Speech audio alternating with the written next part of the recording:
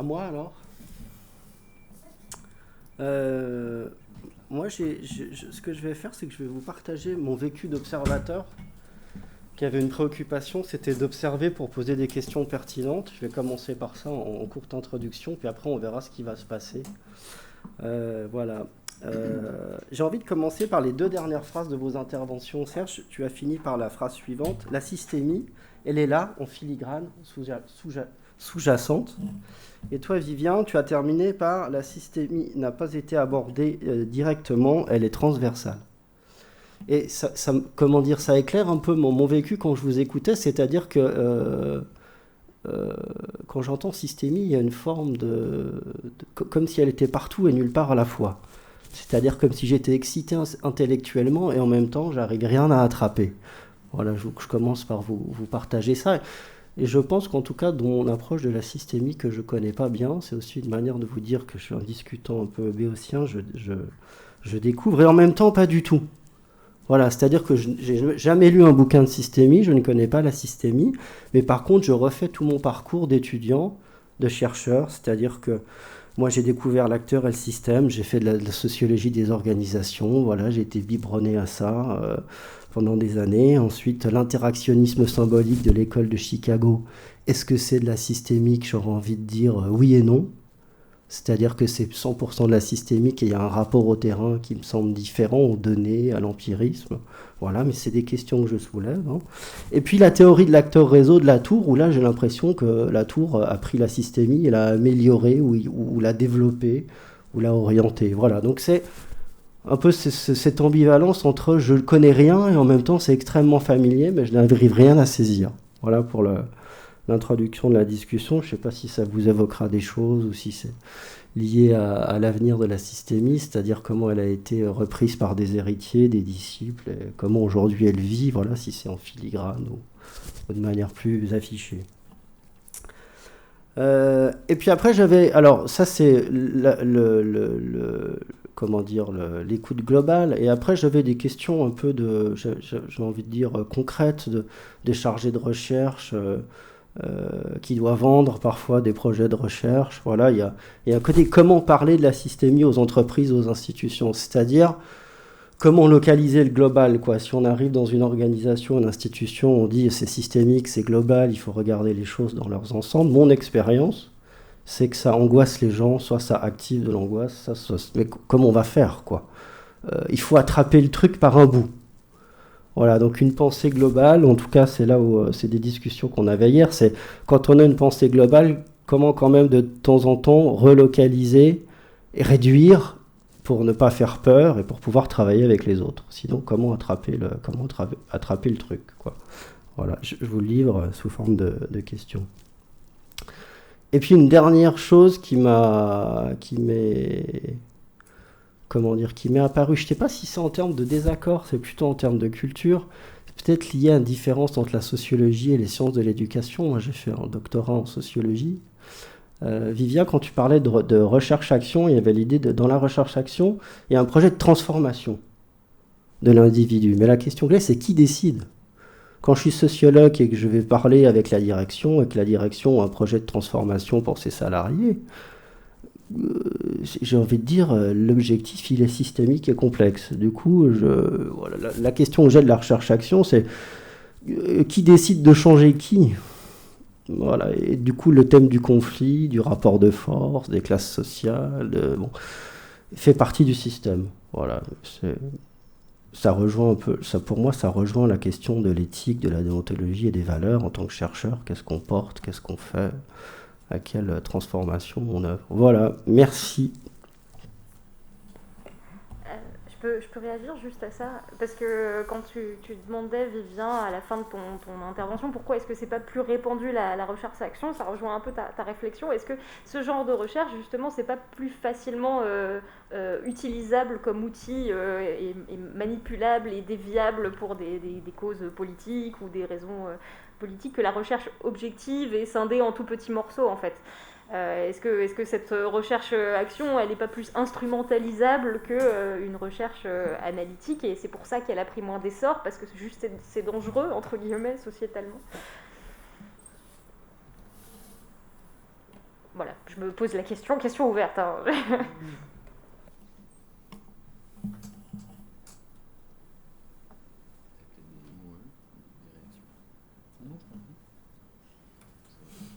Ouais, donc du coup, là, les questions sont assez intéressantes, il y en a plein. Donc tu n'hésites pas, Serge, quand tu veux compléter ou réagir, tu me coupes. Donc d'abord, qu'est-ce qui sur le plan... voilà. Donc ta première question, Fabien, ou ton impression justement de fait qu'elle est partout et pour moi c'est intéressant ton point de vue parce que pour moi ça explique peut-être la question aussi que je me posais avec Serge parce que Serge, quand tu as fait ta présentation en fait, on voit que les fondamentaux et la littérature, elle date quand même des années 70-80 et que depuis il n'y a pas vraiment de littérature fondatrice ou importante qui s'est redéveloppée par la suite. On reste sur ces éléments-là. Et finalement, je trouve que j'ai ma réponse dans la réaction de Fabien. En fait, c'est tout simplement que ça a tellement de sens que les gens se le sont appropriés, parfois peut-être de manière inconsciente, et du coup le rediffusent dans leurs propres approches. Donc du coup, on a des psychologues qui font des thérapies familiales. Est-ce qu'ils se posent encore la question de la systémie ? Je suis pas sûr. Pas d'un point de vue épistémologique en tout cas, parce qu'ils sont centrés sur leur objet. Et je pense que ça tient à ça. Quand tu prends Latour, il a fait de la systémique, mais est-ce que c'était de la systémique ou pas ? Non, je sais pas, moi je l'ai pas lu. Hein. Mais je reprends le propos. Mais j'ai envie de dire, lui, il s'en fout en fait. Ce qui l'intéresse, c'est son objet. Et donc du coup, en fait, à partir du moment où les chercheurs sont sur leur objet, parfois ils ont peut-être tendance à négliger à un moment donné, tout simplement, le travail de réflexion sur l'épistémologie. J'ai un ami qui est sociologue en STAPS, et je me souviens, dans des soirées, on buvait et on discutait. Puis il me disait, mais de toute façon, les gars qui font de l'épistémologie, c'est quand ils ont rien à dire. Voilà. Donc du coup, je pense qu'il y a quelque chose de cet ordre-là. Mais je crois que tu l'as rencontré en fait. Alors ensuite, il y avait la question de la pensée globale, comment on fait ? Bah oui, mais en fait, j'ai envie de dire, c'est ce que dit Morin dans La complexité, c'est que la complexité ne s'oppose pas à l'approche cartésienne. C'est ça aussi qui est triste, c'est qu'à travers la recherche-action, c'est une erreur, ils se sont mis en opposition à la démarche scientifique positiviste. Et Morin, il dit, non, on ne voit pas les mêmes choses. Parce qu'à un moment donné, diviser, ça permet de mieux connaître les éléments du système. Et avoir une vision globale, ça permet de voir les interactions du système. Et on a besoin des deux. On a besoin des deux. Et donc, du coup, comment est-ce qu'on s'y prend ? Parce que l'angoisse, elle existe.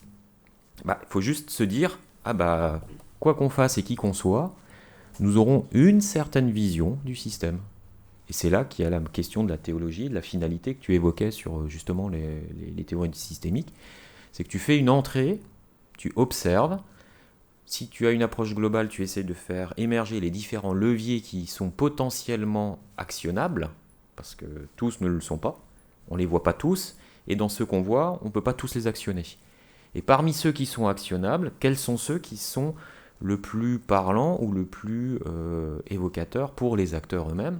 Et alors, après, on quitte un peu la systémique. On quitte, c'est-à-dire qu'on va agir de façon plus focale. Et après, seulement on reviendra pour voir l'effet finalement de notre action sur notre levier, à une approche plus systémique pour voir, mais finalement, quel ça a eu. Et c'est ce qu'on dit en recherche-action, c'est qu'il faut regarder, bien sûr, les objectifs qui sont visés, mais il faut aussi regarder tout ce qui n'est pas attendu. Tous les effets inattendus, mais qui passerait à côté de nous si on se focalisait uniquement sur les hypothèses posées. Donc on a des hypothèses directrices, mais on reste les chakras ouverts pour voir toutes les hypothèses qu'on n'a pas vues et tous les phénomènes qui vont apparaître. Donc ça c'était sur l'aspect méthodologique. Et ouais, alors qui décide de la transformation en recherche-action, et ça rejoint aussi ta question du coup de truc.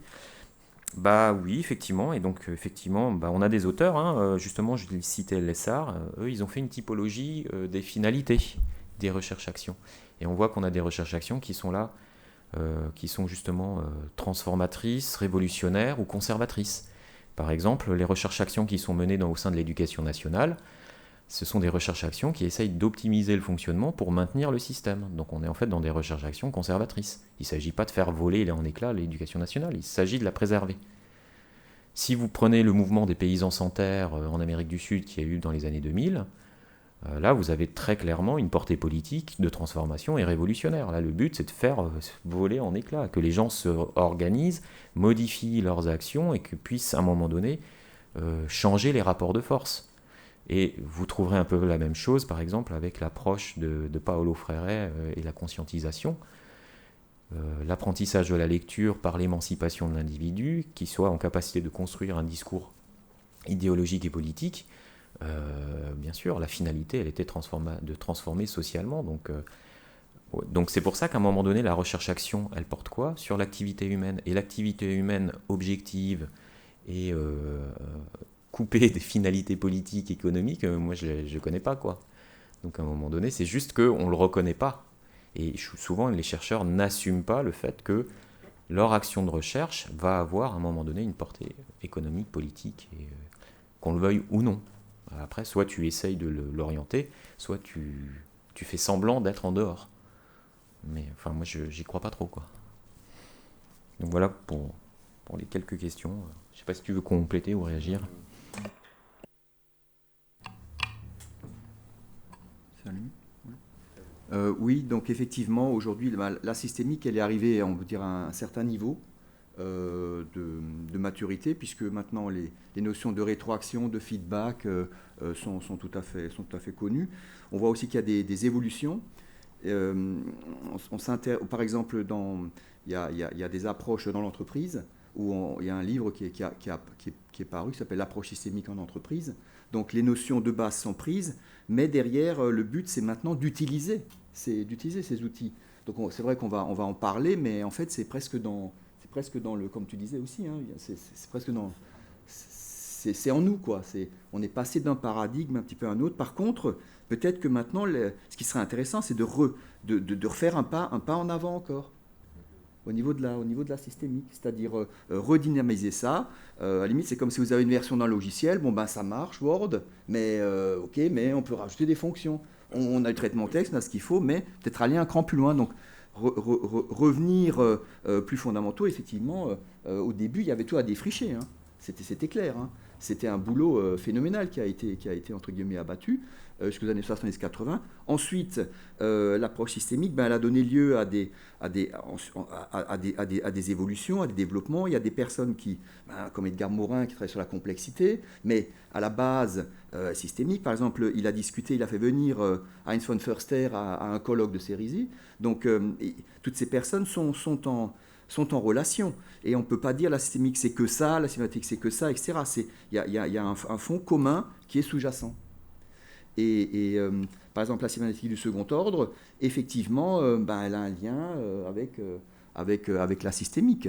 La question d'observateur, c'est vrai que maintenant, elle est à creuser. Tant qu'on a des outils qui nous servent et qui nous conviennent, on les utilise. On va dire c'est de la systémique, mais quelque part, on ne va pas essayer d'améliorer l'outil pour l'instant s'il convient.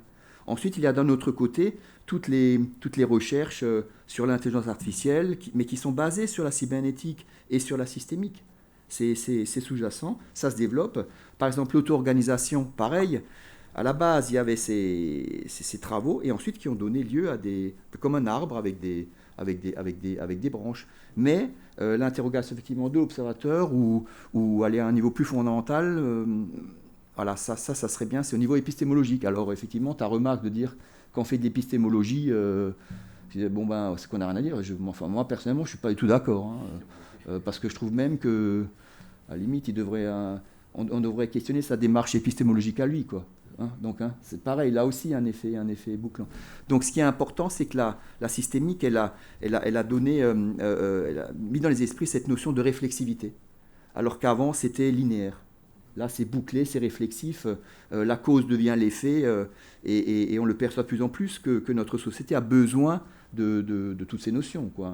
Mais pratiquement au niveau individuel, quoi. Même au niveau de sa conduite de vie, au niveau de ses objectifs. Il y aurait encore beaucoup de choses à dire.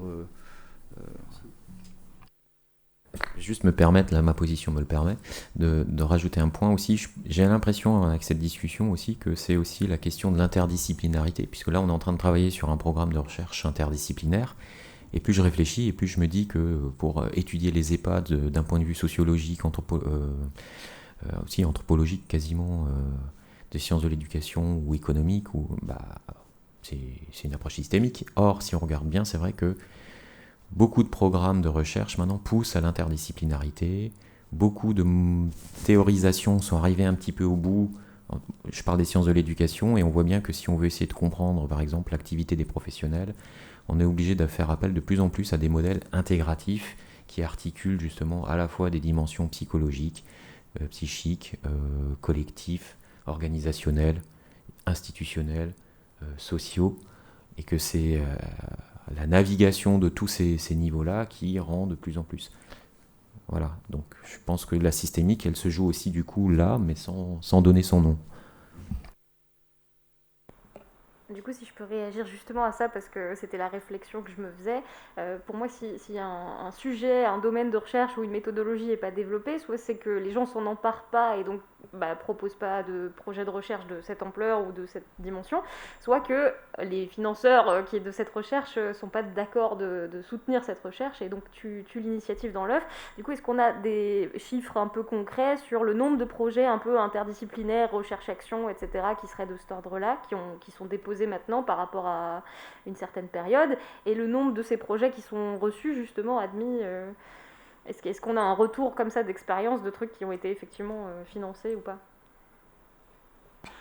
Alors moi, je connais pas les stats, mais par contre, je sais que le CNRS a une mission pour l'interdisciplinarité, hein. Il pousse effectivement dans ce sens-là. Après, l'autre question, c'est quand tu cherches vraiment à creuser qu'est-ce que l'interdisciplinarité et qui en fait réellement, c'est plus compliqué, quoi. Notamment, ce qui avait été pas mal dit, hein, c'est quand on essaie de croiser sciences dites dures et sciences humaines et sociales.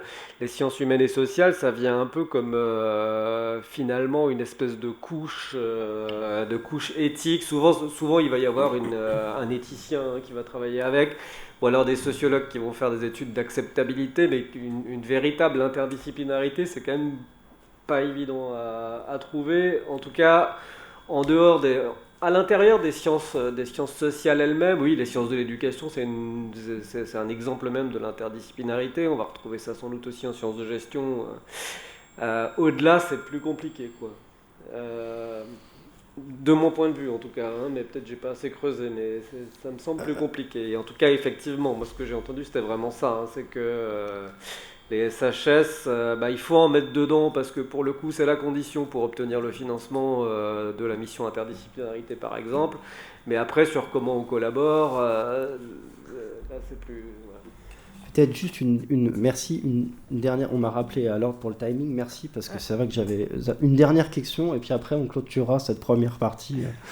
Une dernière réaction juste par rapport à ta question, Eléas. En tout cas, ce que j'observe en psychologie, et ça rejoint ce que Christophe vient de dire, on nous demande de plus en plus de pluridisciplinarité, interdisciplinarité dans notre discipline. Et les financeurs privilègent quand même les recherches-actions pour la psychologie. Mais quand on travaille avec d'autres disciplines, c'est vachement compliqué de s'entendre, même au niveau de vocabulaire, au niveau des objectifs et au niveau de la vision du terrain. Donc ça c'est une casse-tête. Mais vraiment, c'est vraiment très difficile de travailler dans ce système, cette systémique, sur le même objet du coup de recherche, alors que c'est demandé et du coup les financeurs sont plutôt exigeants sur ce point-là. Voilà, on s'arrête là. Merci, et merci Vivien, merci Serge.